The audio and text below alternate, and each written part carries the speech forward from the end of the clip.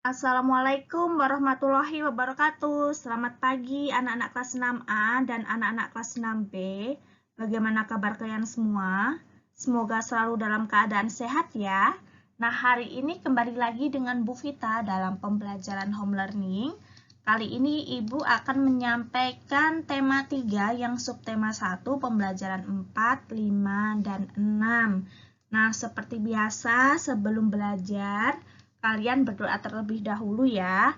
Nah, kemarin kalian sudah mempelajari yang pembelajaran 1, 2, dan 3 ya. Kalian sudah mempelajari tentang tokoh penemu listrik ya, Michael Faraday ya nak ya. Kemudian proses pendistribusian listrik ya. Jadi dari pembangkit listrik sampai ke rumah-rumah itu seperti apa. Nah, kemudian ada rangkaian listrik seri, paralel, ya. Nanti ada juga campuran, ya. Kemudian perubahan sosial budaya setelah ditemukannya listrik itu seperti apa. Manfaatnya listrik untuk kehidupan itu juga seperti apa. Kemudian ada hak-hak ya. Hak-hak dalam kehidupan sehari-hari itu seperti apa juga. Kemudian ada interval nada. Tahu ya interval nada? Interval nada itu adalah jarak nada satu ke nada yang lain. Ya, misalkan do, re, mi. Ya, misalkan do ke mi itu berapa jaraknya? Do ke re berapa? Seperti itu. Baik, langsung saja. Kita akan melanjutkan pembelajaran hari ini yaitu 4, 5, dan 6. Langsung kita mulai ya.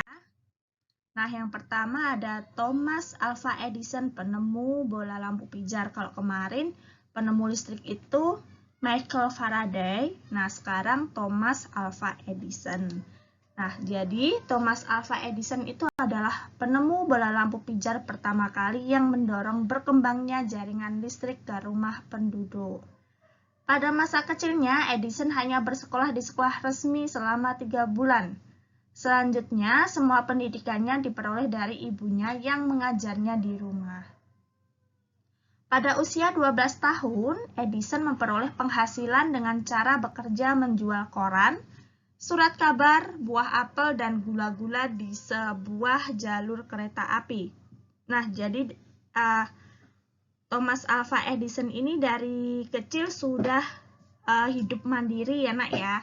Nah, kemudian pada tahun 1879, Thomas Alva Edison itu berhasil menciptakan sebuah penemuan penting dalam sejarah umat manusia, yaitu menemukan lampu pijar, sehingga namanya dikenang sepanjang sejarah. Nah, saat menemukan lampu pijar tersebut, Thomas Alva Edison itu telah mengalami kegagalan sebanyak 9.998 kali. Baru pada percobaan yang ke-9.999 dia berhasil dan sukses menciptakan lampu pijar yang benar-benar menyala dengan terangnya. Jadi dia sudah ribuan ya melakukan percobaan. Nah, percobaan yang ke-9.999 itu baru berhasil. Nah, jadi Edison itu dia mempunyai rasa ingin tahu ya, ingin tahu yang besar, semangat meneliti yang besar, serta kerja keras ya. Kalau nggak seperti itu nggak bakalan dia sampai bisa menemukan lampu yang bahkan kita gunakan sampai sekarang ya. Baik, berikutnya di sini Ibu punya fotonya ya, fotonya Thomas Alva Edison ya, jadi penemu bola lampu pijar ini ya. Nah, baik, berikutnya ada perkembangan penerangan. Nah, kalau orang dahulu itu kan membuat penerangan pada malam hari dengan cara menggosok-gosokkan batu ya, hingga mengeluarkan percikan api. Nah, mungkin kalau pernah lihat di TV ya nak ya, orang dulu ya, itu kalau membuat korek itu dari batu dengan batu digosok-gosokkan sampai dia menimbulkan percikan api dan menimbulkan api ya. Percikan api tersebut dikembangkan dengan membakar benda-benda yang mudah terbakar, sehingga benda tersebut dapat membentuk sekumpulan cahaya. Nah, peradaban manusia semakin maju, ya, pembuatan penerangan semakin berkembang dengan ditemukannya bahan bakar minyak, ya, sebagai bahan untuk penyalaan lampu obor yang terbuat dari kayu atau bambu. Nah, ada juga lampu minyak yang terbuat dari cawan atau mangkok kecil yang berisi minyak tanah yang di atasnya diberi sumbu. Mungkin kalau zamannya Ibu dulu, ya, zamannya Bu Vita itu masih menemui lampu minyak, ya. Jadi itu nanti kayak ada sumbunya seperti itu, Nak. Nah, di bawahnya sumbu itu nanti ada minyaknya, ya. Nah, itu kalau nanti dinyalakan dia akan menyala, ya, seperti itu. Nah, kemudian teknologi penerangan buatan itu terus berkembang dengan ditemukannya lampu listrik oleh Thomas Alva Edison. Nah, teknologi lampu pun terus berkembang dengan beragam bentuk seperti sekarang ini. Nah, mungkin kalian kan banyak sekali ya sekarang bentuk-bentuk lampu, ya. Ada yang bentuknya kemudian bulat, ya, dan sebagainya. Nah, kemudian ini Ibu punya gambarnya, ya. Kalau zaman dulu itu menyalakan atau membuat korek api, ya, Nak, itu dari batu, dengan batu digosok-gosok seperti ini. Nah, kemudian gambar berikutnya, nah ini lampu zaman dahulu, ya. Itu masih seperti ini. Dulu juga ada yang namanya lampu petromak, ya. Nanti bisa dicari lampu petromak itu seperti apa. Nah, ini kalau zaman dulu itu kalau belajar seperti ini, di bawah penerangan lampu minyak seperti ini. Bu Vita masih ngerasain, Nak, dulu masih kelas 1 lah, kelas 1 SD itu masih merasakan belajar di bawah penerangan lampu minyak seperti ini. Nah, kalau sekarang kalian cukup menggunakan lampu belajar, ya, namanya. Dan modelnya atau bentuknya kan sekarang macem-macem, ya. Nah, kemudian ini di sini ada mengenal pemanfaatan lampu pijar. Nah, jadi selain sebagai penerangan, lampu pijar dapat dimanfaatkan sebagai yang pertama, ya, memanaskan kandang ayam. Ini kandang, ya, bukan kendang, ya. Sehingga membantu proses penetasan telur ayam lebih baik dan juga proses produksi ayam. Jadi untuk peternakan, ya. Nah, kemudian penerangan kandang puyuh supaya bisa menambah bobot tubuh, memperpanjang tulang tibia atau tulang kering puyuh, membentuk daging puyuh lebih cepat. Pemanasan inframerah pada proses pemanasan dalam bidang industri. Nah, ini biasanya ada di pabrik-pabrik, ya, Nak, ya. Nah, kemudian yang keempat, menjauhkan predator seperti tikus dan lainnya pada ruangan peternakan breeding burung kenari. Jadi untuk perindustrian dan peternakan, ya, intinya seperti itu. Nah, di sini Ibu punya contohnya. Nah, mungkin kalian pernah lihat, ya, meskipun kandang ayam yang kecil itu biasanya diberi lampu, ya, Nak, ya, itu nanti untuk membantu proses penetasan telur. Nah, ini contohnya seperti ini. Jadi untuk menghangatkan, ya, untuk menghangatkan ayam ini maupun telurnya seperti itu. Baik, berikutnya ada manfaat penemuan roda bagi kehidupan manusia. Nah, tahulah, ya, roda. Nah, ini sekarang dengan penemuan roda kita dapat mengangkut beban dengan mudah. Kita juga dapat menempuh perjalanan jauh dengan mudah. Tidak sedemikian halnya pada manusia zaman dahulu, ya. Mereka memanggul beban berat dengan susah payah. Mereka juga menempuh perjalanan jauh hanya dengan berjalan kaki. Pada tahapan selanjutnya, penemuan roda itu sangat berpengaruh terhadap perekonomian masyarakat. Hasil produksi dapat didistribusikan dengan cepat dan mudah, ya, karena dari penemuan roda tersebut kan jarak jauh bisa lebih mudah, ya, lebih cepat. Nah, makanya untuk pendistrian hasil produksi ya, itu juga akan lebih cepat dan mudah. Nah, kemudian bentuk roda itu semakin berkembang hingga pada tahun 1839 Charles Goodyear ya itu berhasil menciptakan ban yang terbuat dari karet. Nah, kalau dulu kan sebelumnya itu dari kayu ya.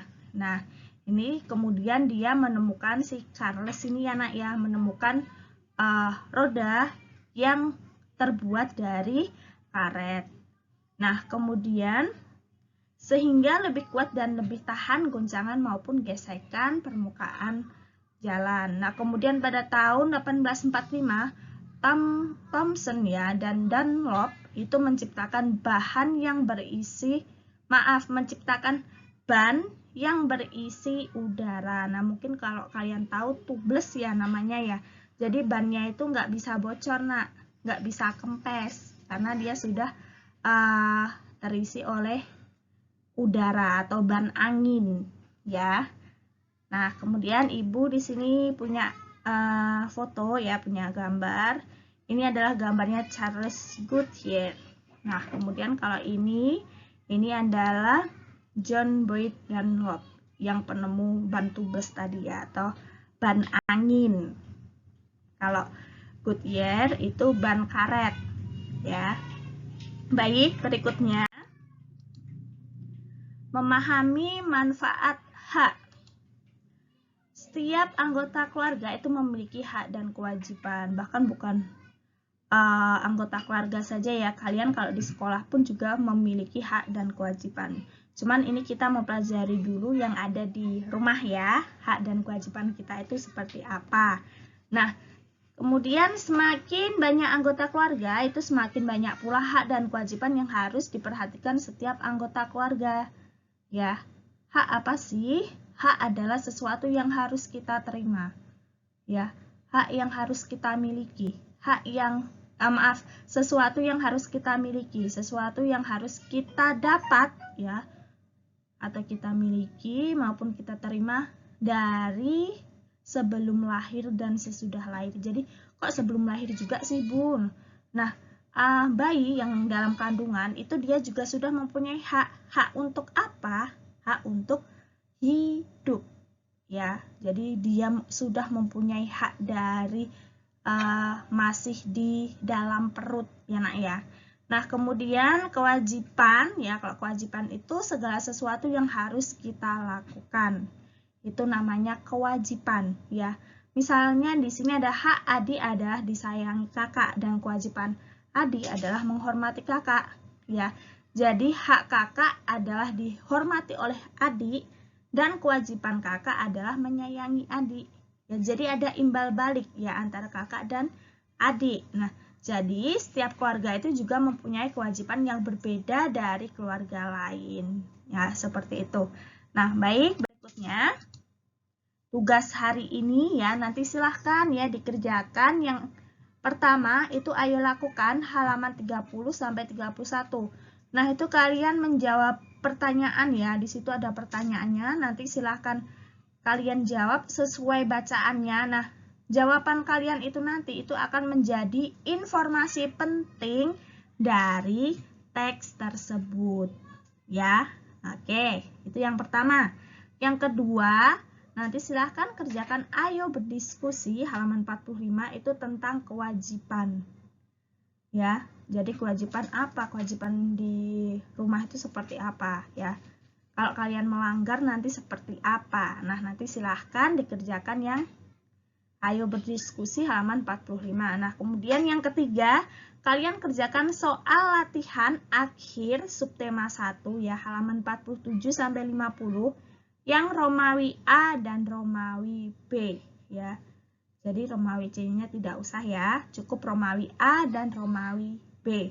Nah, seperti biasa nanti kalau masih ada yang bingung maupun ada kendala, silahkan kelas 6A nanti silahkan tanya ke Ibu, ke Bu Vita. Kalau kelas 6B nanti silahkan tanya ke Bu Mega ya. Dan Ibu ucapkan terima kasih banyak sudah menyimak video pembelajaran Ibu hari ini. Semoga ilmunya bermanfaat ya. Kalian tetap semangat belajarnya dan selalu jaga kesehatan ya nak. Nah, mudah-mudahan kita segera bisa melaksanakan tatap muka ya. Banyak-banyak berdoa juga ya nak ya. Nah, kemudian kita akhiri pembelajaran hari ini dengan bacaan hamdalah. Alhamdulillahirrabbilalamin. Wabillahi taufiq wal hidayah. Wassalamualaikum warahmatullahi wabarakatuh.